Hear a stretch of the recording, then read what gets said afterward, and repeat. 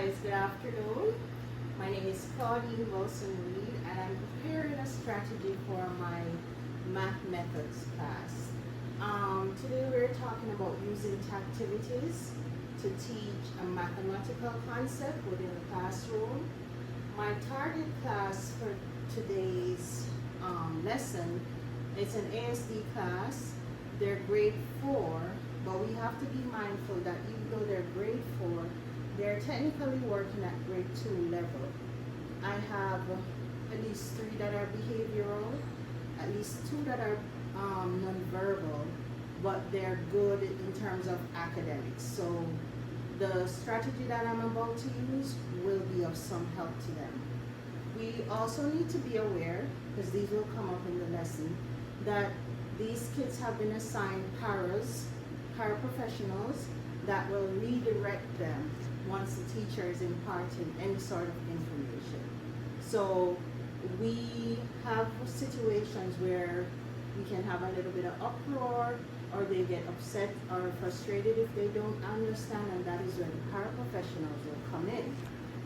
Now, the lesson that I'm teaching today is called place value.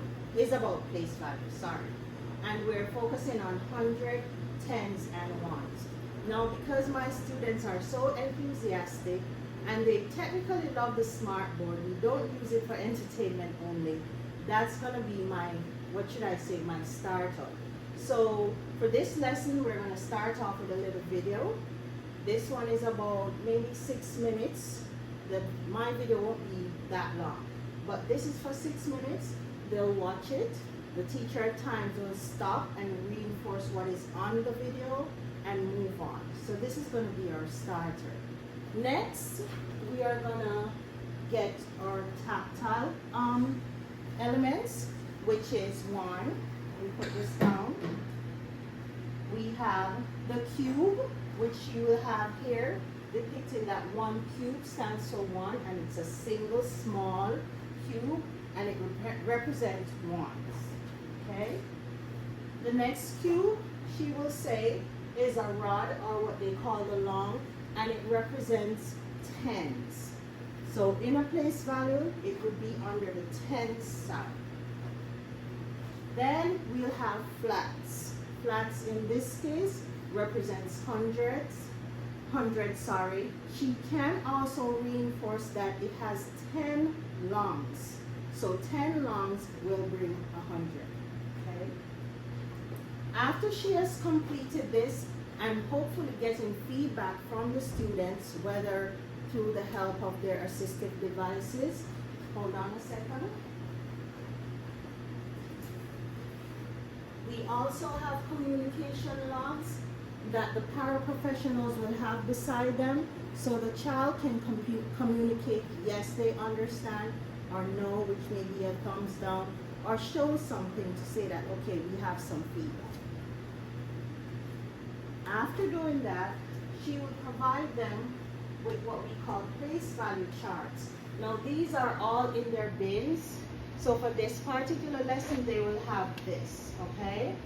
And she may go ahead and say, listen, let's try to do the number 128.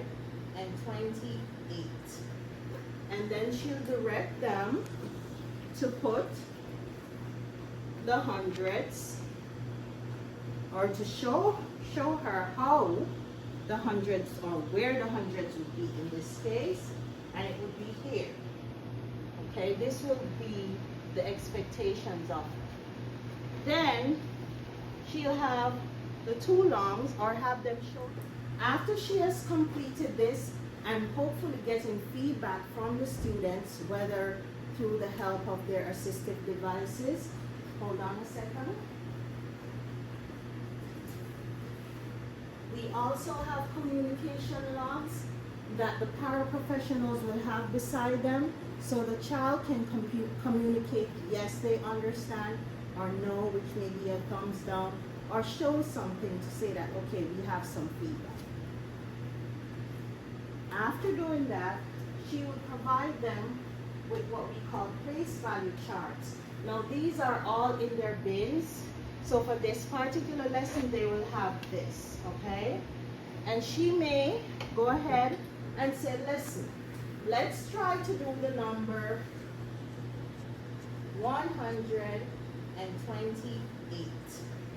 And then she'll direct them to put the hundreds, or to show her how the hundreds, or where the hundreds would be in this case, and it would be here. Okay, this will be the expectations of her. Then she'll have the two longs, or have them show her the 20 in that section, and it would be under the tens.